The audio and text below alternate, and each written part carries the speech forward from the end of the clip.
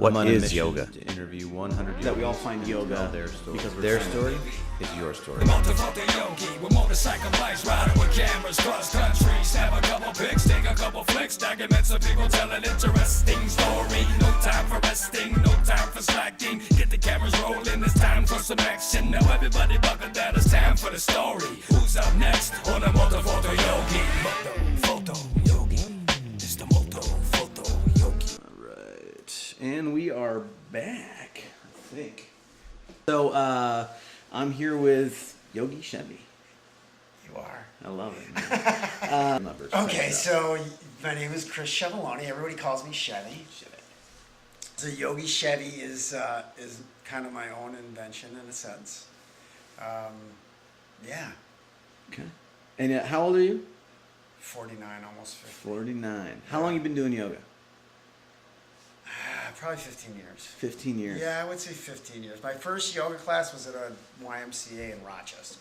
Oh, man. Which was probably one of the most uncomfortable situations I've ever been in. Well, shit. Now you gotta tell us why that is. I mean, It was just like in a gymnasium. We were all in a circle. It was like a circle yoga class.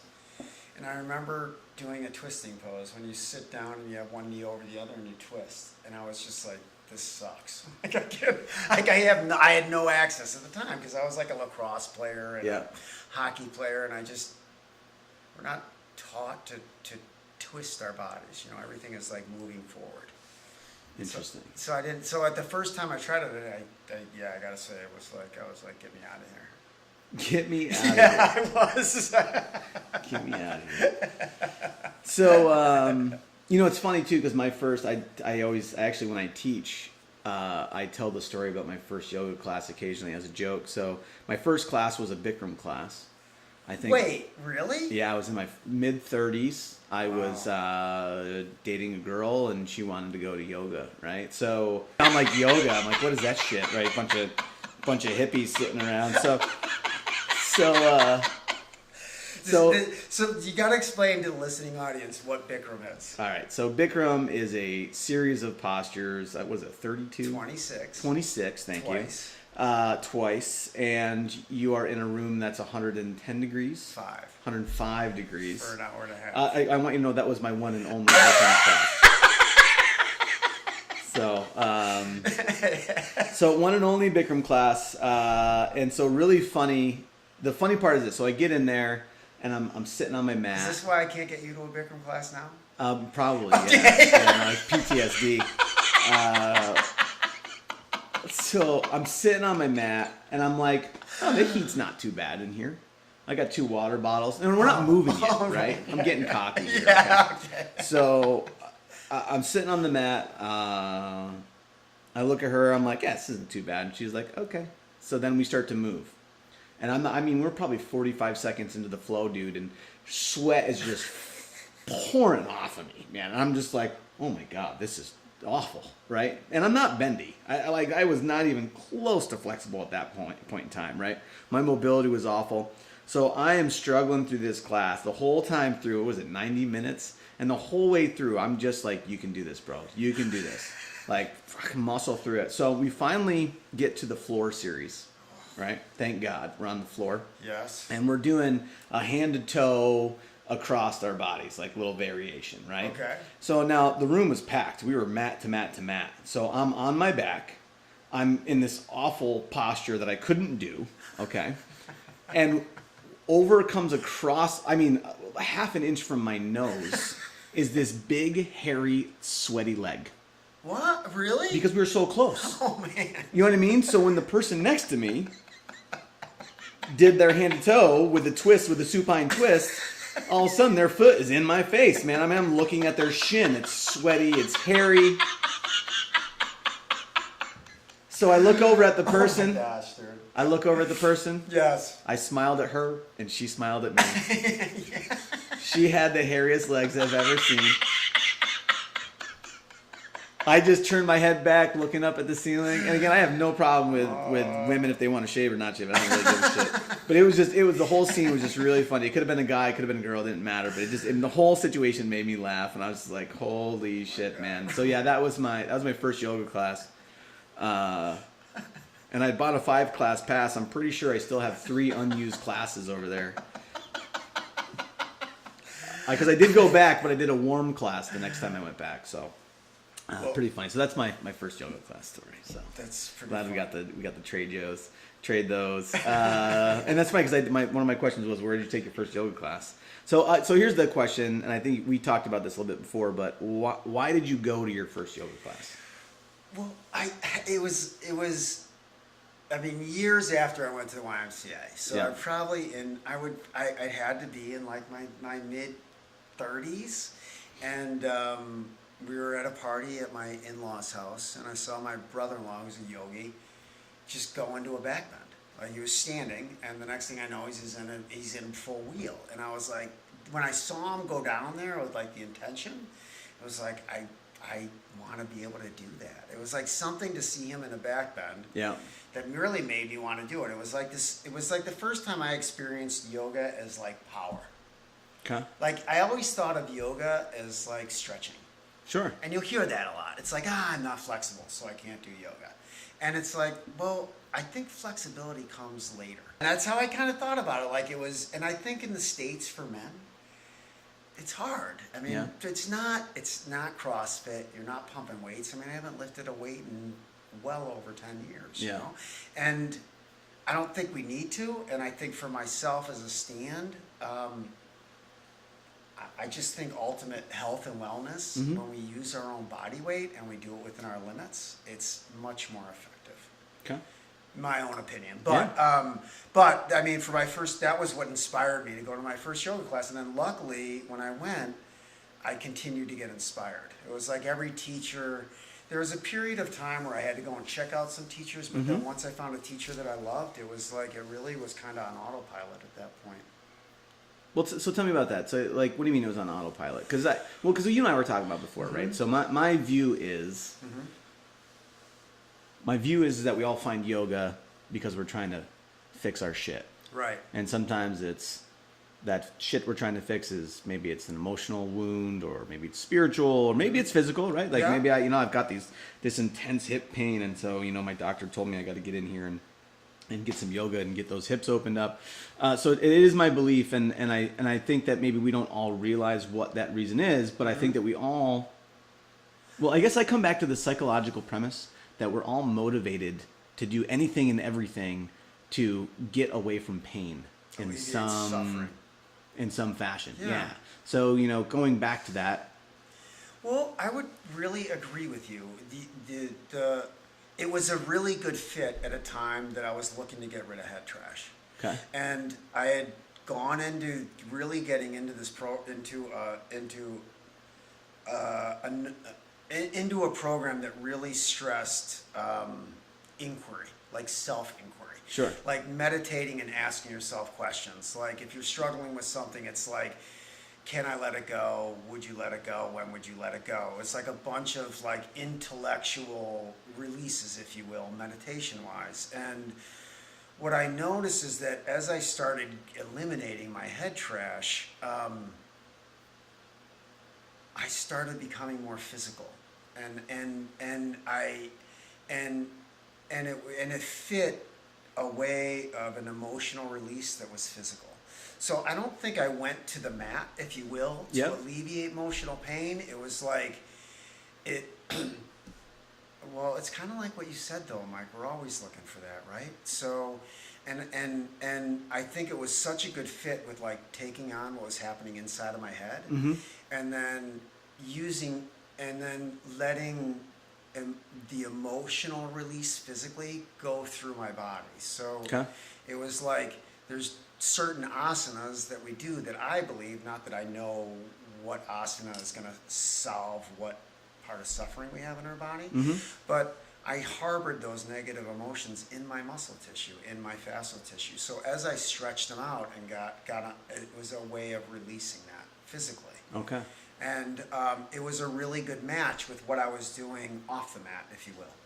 It was like the two really went together well, and I could get, for me, it was hot yoga, like what you talked about, because I would get so immersed in the physical aspect of what I was doing because it was so hard. Yeah. That I could just leave my emotional stuff away.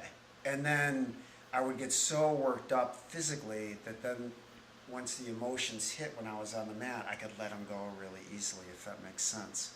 But it was a really good fit to, and well, you're the one who told me, you know, it's like yoga is the yoke, you know, like it blends our mind and our body together. So it's for me, it's that hook that brings it all together. It's the bridge that like goes from our psychological to our physical. It's interesting too. So I went to Renee's class. What was it? 2 weekends ago? Oh, you know? yeah. It was a hot yoga down in Saratoga. Yeah, okay. And that's a good class to go to. I don't know. Am I allowed to say that? I don't even know if I'm. So I went to the class, and I love. I mean, we've gone to her class a couple of times, right? Yeah. Different classes of hers, and I really enjoy her as a teacher. I think she's amazing, and I love her sequencing, and her cueing is spot on. And so it's really funny. But I've never been a big hot yoga fan, right? Right. So I'm sitting there. I think I'm about halfway through the class. But I got to tell you, I think I actually made the connection with hot yoga during that class because I'm sitting there and my mind is screaming at me, I need right now. Like that fight or flight response was totally triggered. Yes. And it was just forcing me to breathe and go into it and sit in it and just kind of hang out in it.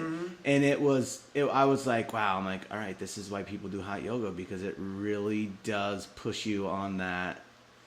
Well, it's gotta go, and then forces you to sit with it. Like, yeah, and you're like, you know, I mean, hot yoga, you'll lose 5 pounds of water when you're in class. You know what I mean? Like, it'll drench off you, and it really, for me, is a nervous system release, because you got to let go of your physical body. Yeah. And understand that you're gonna be okay. Yeah. And to breathe is the most important I was tool. so into my breath. Yeah, right? That's so crazy. it teaches you. It's like the only way you're going to get through that class is if you do Ujjayi breathing in through the nose, out through the nose, you know, and you stay present. Yeah. No, it definitely, you're not thinking about much else other than just getting through the next 5 minutes. Really, No, right? but even if you take a hard Ashtanga class, like that's an hour and a half that's not heated, you're going to go through the same thing. You know what I mean? So it's like... That's what I tell people when I leave them in Lizard for like right 30 breaths. I don't really do that. I might leave them there for a good solid 2 minutes though. And I'm just like, hey, I'm like right now, I like 6 breaths into sitting into a deep lizard. Your brain's going, I got to get out of this pose. But you know, it's like, it's so powerful though. We never like, I feel like in the States, we're really taught to like, work hard, go hard, like interval training, especially the fitness world is like CrossFit, like interval training, like weights. And to me, I feel like the older we get, we need to get into our fascial tissues. Like we need to get into other than our muscles. So it's like yin is like a great, I mean, it's awesome, right? Yeah, sitting in those poses for a while. Yeah, it sucks. Your brain starts screaming at you. Right. So, what kind of... We're kind of touching on it, but so from your day-to-day practice, now obviously I know you do quite a bit of hot, but you have a at-home practice that's solid. Yeah, every day. So what are you practicing at home? Well, lately I've been doing a lot of those, I do a lot of, I have my Stanley regimen, right? So I'm always doing Sun A, Sun B, Sun C.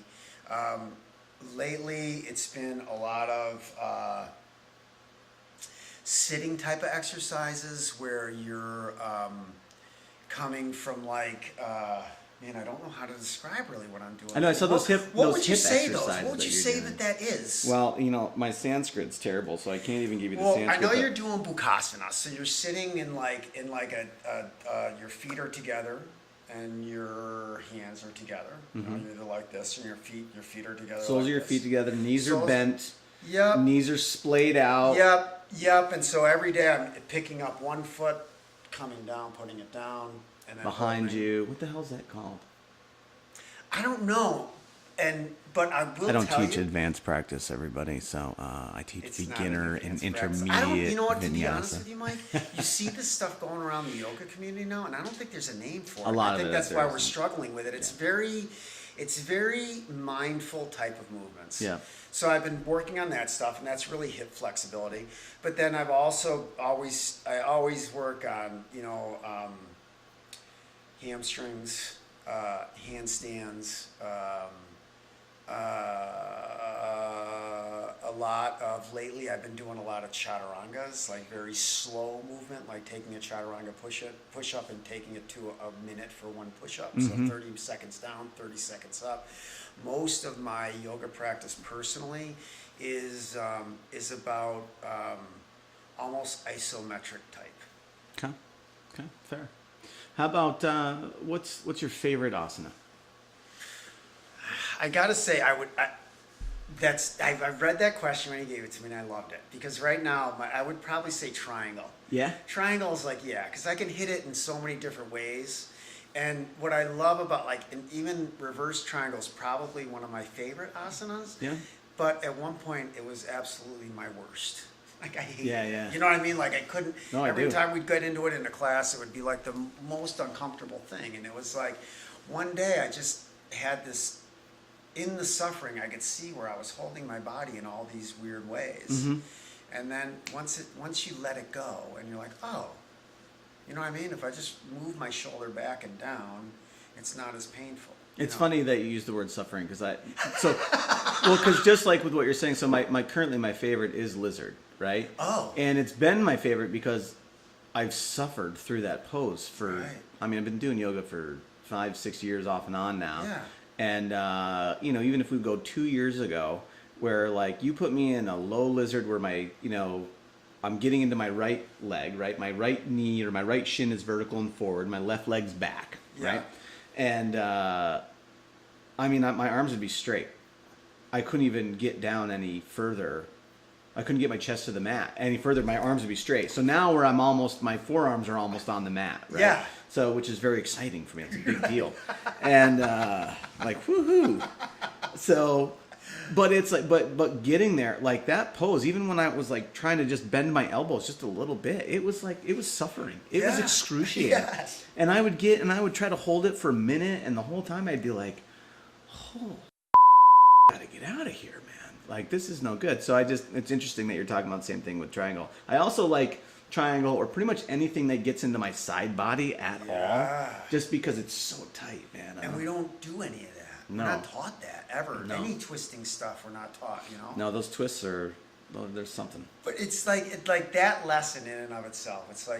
I would call that for you, lizard is a sacred pose for you. It's like a pose that like one time we suffered with awful, and then all of a sudden it's our favorite pose. Right, yeah. You know what I mean? It really is. Yeah. Like I put it in almost every flow I teach these days. It's definitely in every practice that I do. It's awesome. Yeah, it is. It's really amazing stuff. So we're going to take a quick break. I got to reset some cameras and some microphone stuff. So we're going to just take a short break and we'll be back. All right. And we are back, I think. Let's see here. I think we're good. All right. So we talked about our favorite asanas here. How about your meditation practice, Chevy? So I know, and by the way, if the posture we were talking about a little bit ago with Chevy here with the hip thing and all that fun stuff, I think there's a video on your Facebook page, right? Yeah. So, and we'll tell you what the Facebook page is later. We've got to keep you on listening here, so leave those little things. So, how about your meditation practice? Tell me about that. Do you have a meditation practice? I do. I do. Give me some info on that. Well, I will meditate anywhere from 30 minutes to an hour and a half a day. Usually I do it first thing in the morning. So, and I meditate either with beads or I meditate to breathing.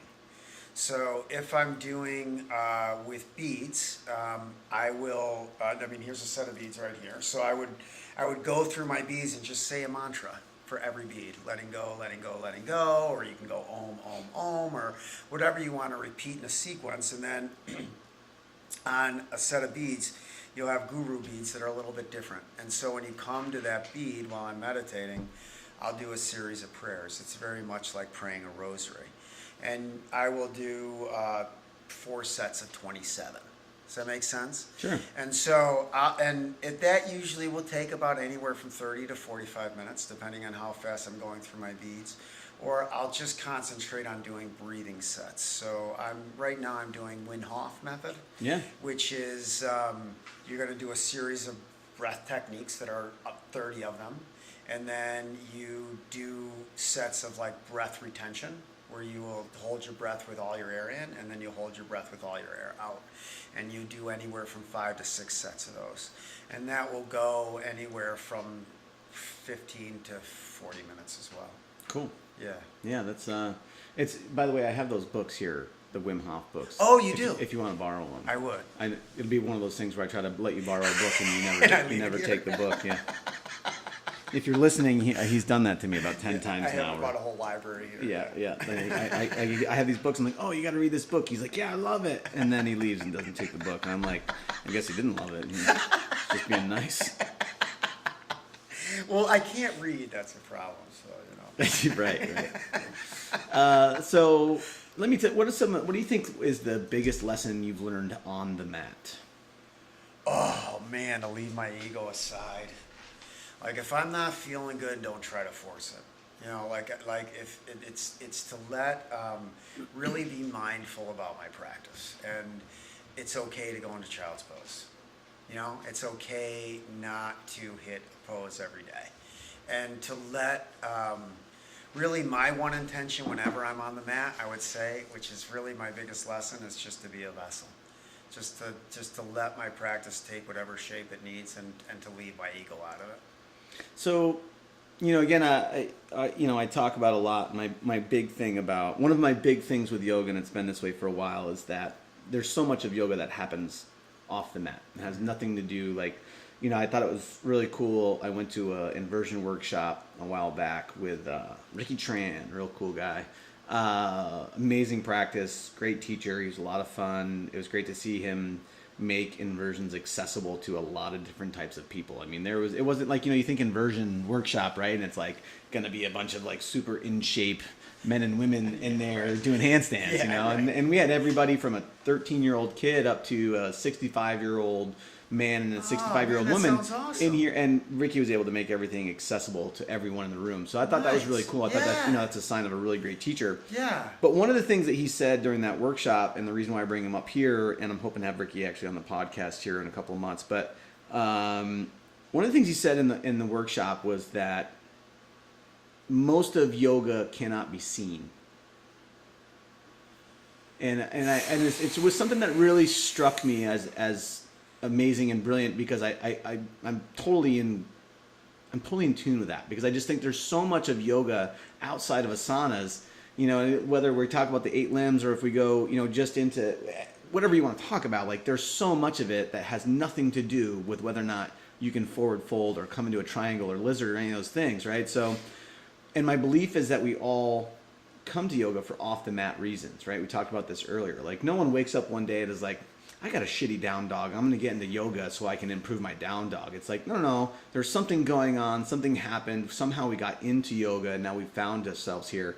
But we forget that we're trying to apply those things to our life off the mat, right? Yeah. Of what happens outside of the yoga studio. So I guess my question for you here is, how do you apply what you're learning on the mat, whether it's about yourself or your body or your spirit or whatever you want to say? Like, how are you taking those things off the mat? What is yoga for you off the mat? Man, I love that, and I love that. What did he say? What did he say? Not is unseen. Most of yoga cannot be seen. Okay. I think that's what he said. It was something along those lines. Well, I would. I'm not quoting I've never you, Ricky. heard that before, and I gotta say that it's good. Like, I view my yoga practice as taking place without me even being there. Like once I gave myself to yoga, it was like, and I've said this, I think I said it earlier in this podcast. It just went on autopilot. It was like, it's a way of being that transcends the mat, and I think that it's such a highly spiritual practice, And that when we really give ourselves to asana and start releasing some of that energy in our bodies that we don't even know that we hold, that the benefits off the mat are amazing. And it really is effortless transformation. And what I mean by that is like, we don't react so much. So like, I'm able to let life just come and go and not have to feel the need to change it all the time. Not have to feel the need to like change the ending of a movie. Or, you know, it's like we live our lives. And for me, it was like I always wanted to change stuff. Like I wanted to, anything. It was like I always felt like it needed to change. And one thing that I think yoga gave me is seeing my practice improve and being able to do more difficult asanas. It really let me understand that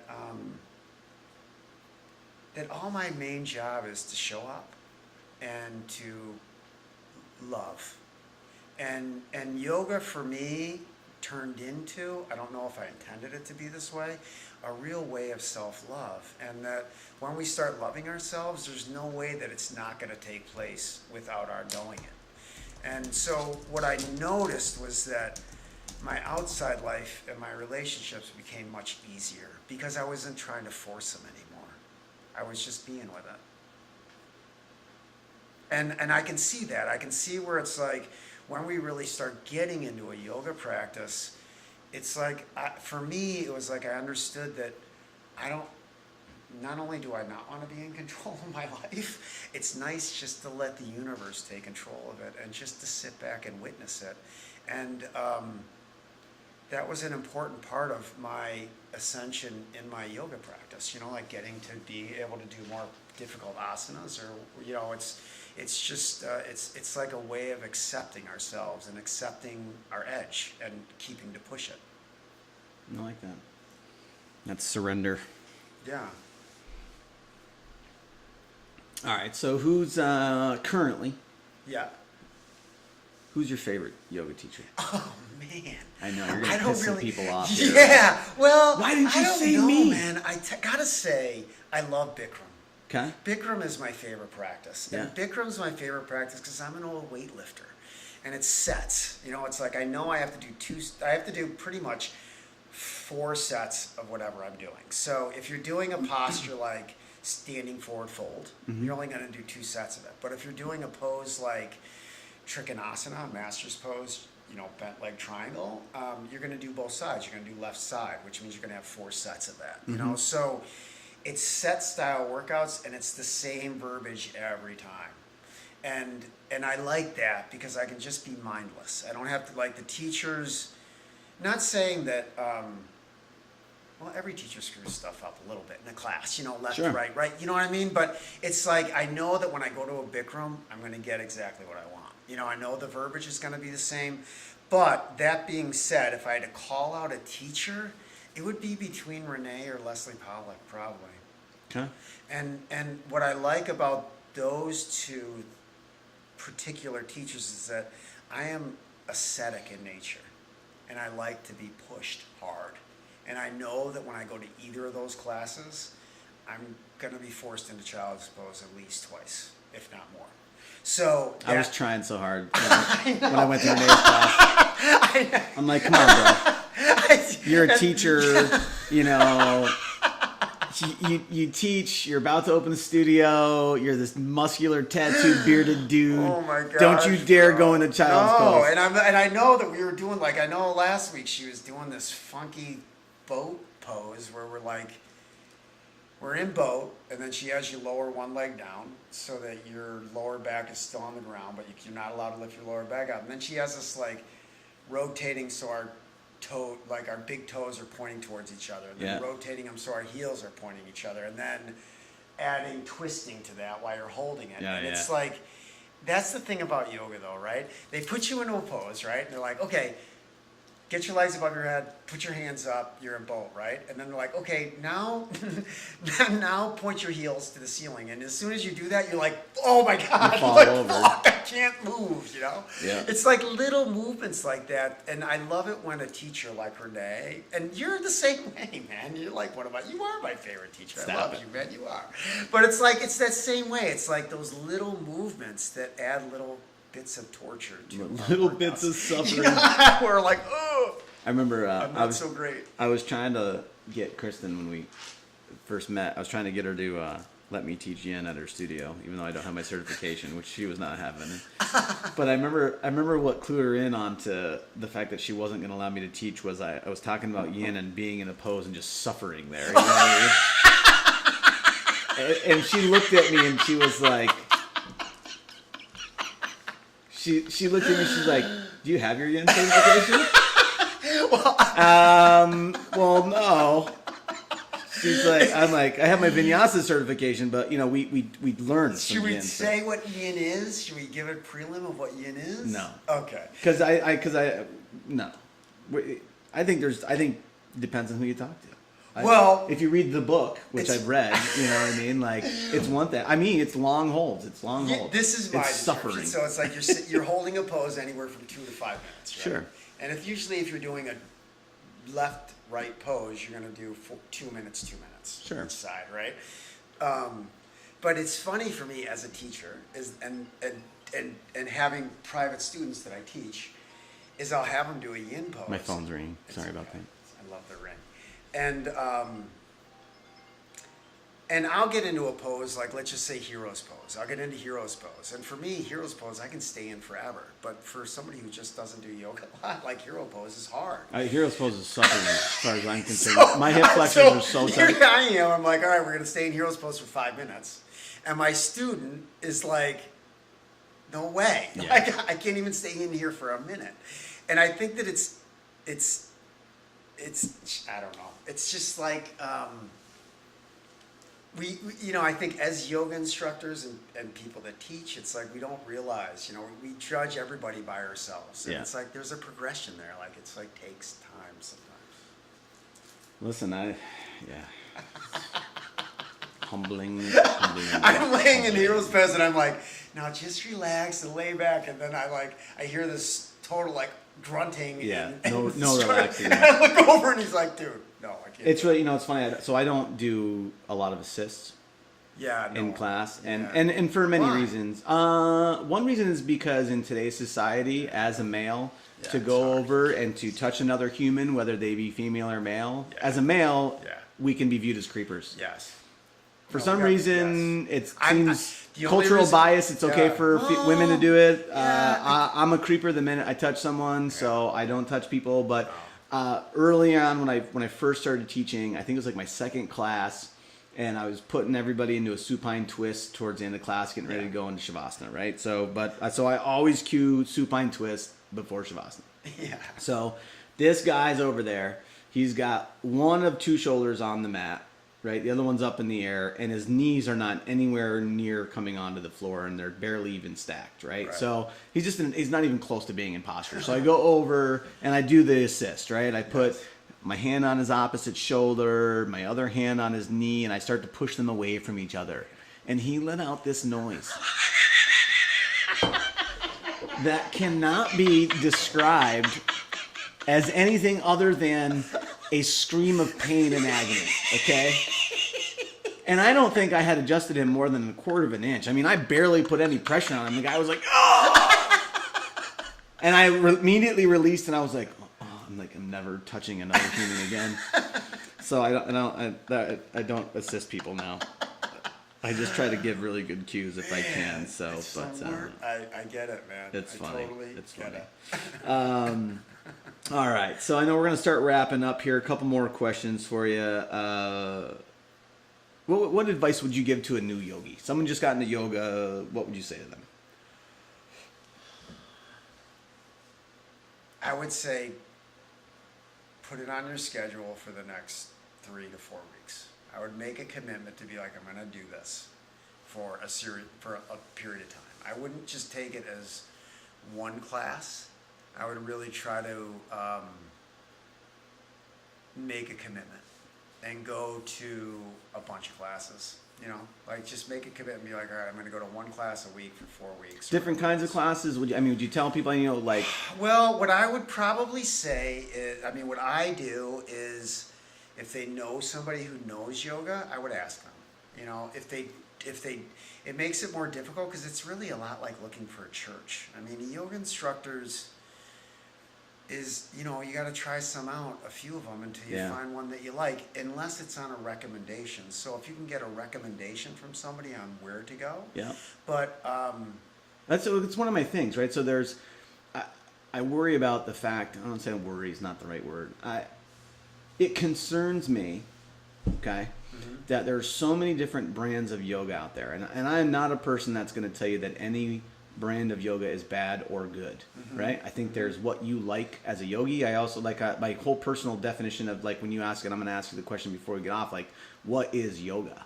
You know, like, because there's people that are like, well, that's not yoga. I'm like, well, I think yoga is a relative term depending on the person, right? Like, so for some people, yoga is power flow, 800 chaturangas, and I need to get a sweat and a pump. And for other people, it's restorative. And for other people, it's, you know, connecting with your breath. And for some people, yoga is just sitting in easy pose in a cave, burning incense. And, you know what I mean? Like, my thing about it is, I think the unfortunate things that happen is that, like what happened with me, where my first yoga class was Bikram. I don't think any human on the planet has any business having their first yoga class be Bikram unless they're super bendy, and you know what I mean? Well, or like, it would have been better for me had I finally made the connection 2 years later when I went to Justin Wolfer's class, and he was so breath focused that actually brought me to yoga, where I was like, okay, now I get it, right? So my thing was, had I started in Justin's beginner class, how different would that previous 2 years been for me if I had started yoga in the right place? And so that's, where do we put people in yoga? You know, so there's a doctor that says, hey, you need yoga. Right? Because that's happening more and more now, as it's being recognized as by the medical community that, hey, there's some legit stuff here. It's not just a bunch of, you know, patchouli wearing hippies running around touching their toes and chanting.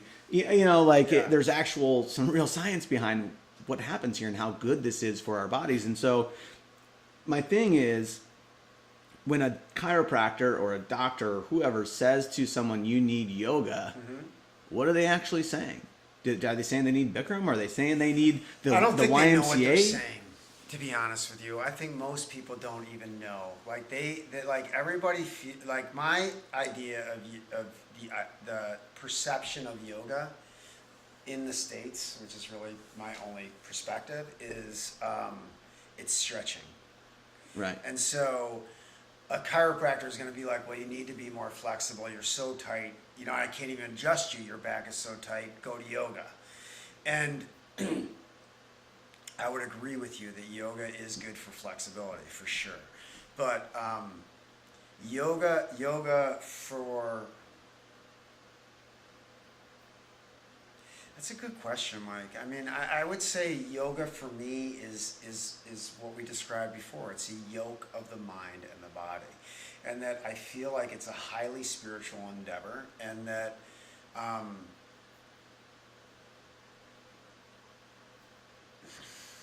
if you don't have somebody in your life that's really into yoga that you can ask for a recommendation, I would leave it to spirit. And I hate to say that, but I would look up and I would be like, okay, this looks like a cool class, dart, cool description. See Let's where the go universe check it puts out. you. Cool. Yeah, and it's like, I mean, I know that I feel so sad that your first experience with Bikram was like that, because I feel like if I had taken you, I could at least given you some pointers. Well, like, you know, I think part of it too was who I went with. Yeah, you know, for sure. Because they were just there for the. But Bikram is like the CrossFit of yoga. Bikram is not yoga. Yeah. Like, Bikram isn't yoga. I mean, it's yoga in the sense that you're doing asana, and yoga. You know what yoga is to me? It's beating the shit out of your body enough that you can sit in Savasana at the end of practice.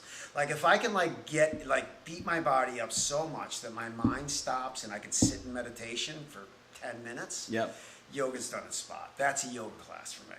If I'm in a class where it's like I don't feel like I've gotten a workout and it's just a lot of talk, you know, I mean, I want to be beat up. I want my mind to stop. I want to be in Shavasana and be in I am state.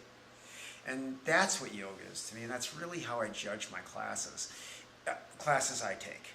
So, but you can get there with a lot of different types of yoga, right? I mean, you can do that with Kundalini for sure. You know, I mean, Yeah. Kundalini isn't a hard asana type of a practice, but it's a lot of breath work, and it will get you there. So, my thing is that the yoga is to through our body, get to a state where we can leave our body, if that makes sense.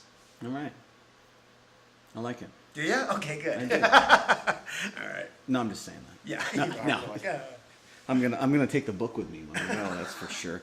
So, and by the way, I didn't say it earlier, but we were talking about Renee's classes. She crushed me in the child's pose at least twice, bro. Yeah. I was so demolished Yeah. physically that her is amazing. Yeah. So, and you know what I've actually realized about that too. I know I just totally switched directions on this because it just popped in my brain, but like.